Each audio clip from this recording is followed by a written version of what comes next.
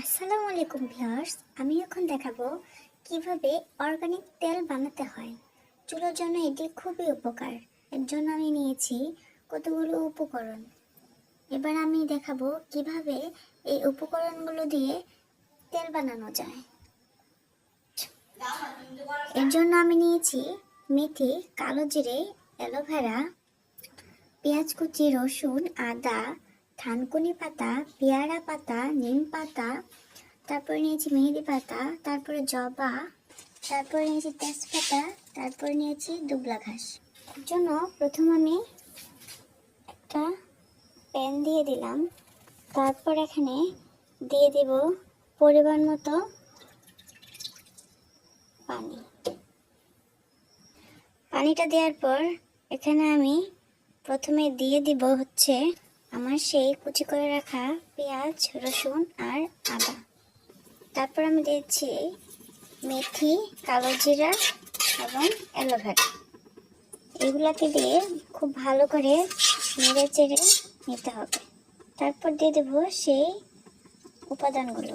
প্রথমে দিয়ে দিচ্ছি দুবলা ঘাস, তারপর দিয়ে দিচ্ছি তেজপাতা, তারপর দিয়ে দিচ্ছি থানকুনি পাতা, তারপর দিয়ে দিচ্ছি পেয়ারা পাতা, তারপর দিয়ে দিচ্ছি নিম পাতা, তারপর দিয়ে দিচ্ছি মেহেন্দি পাতা, তারপর দিয়ে দিচ্ছি সেই রক্তজবা ফুলটাকে।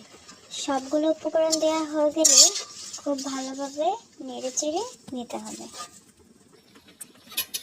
খুব ভালোভাবে এভাবে অনবরত নাড়তে হবে।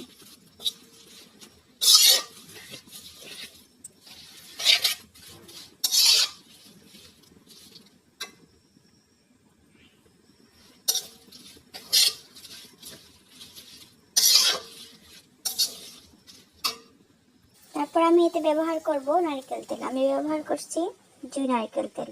আপনারা চাইলে অন্য কোনো নারকেল তেলও ব্যবহার করতে পারেন।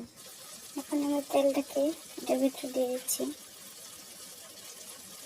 আমি এখানে নিয়েছি 500 ml তেল। আপনারা চাইলে আরো বেশিও নিতে পারেন।